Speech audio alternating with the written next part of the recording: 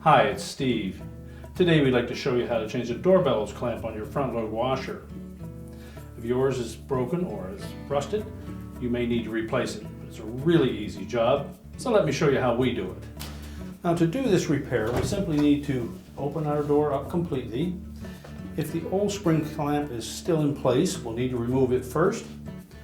Take a small flat blade screwdriver and just feel around on the bottom edge of that bellows until you locate the spring. It should be somewhere in that 6 o'clock position. Now we begin by opening up the door. If your old clamp is still in place, you'll need to remove that first.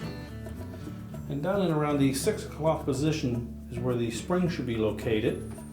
So take a small flat blade screwdriver and go into the loop on the end of that spring and then carefully pry out without damaging the bellows. You can stretch that spring a little bit. Enough to remove the old one and discard it.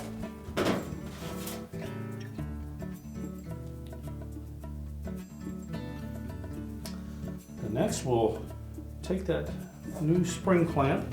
First of all, make sure that the bellows is fitted firmly into the groove around that front panel. Then we'll loop that wire into that groove. Now we're keeping a little tension on that spring.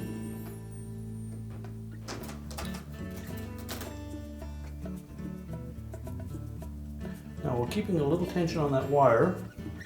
We're going to pull on that spring just to stretch it.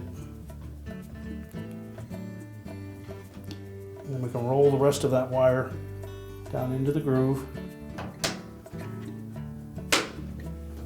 Now if you have a hard time doing that with your hands, you can also grasp the end of that spring just with a pair of needle nose pliers, but you want to make sure that you keep it tight up against the bellows and pull in this direction, not outward. Once you have it lined up, we're ready to close the door,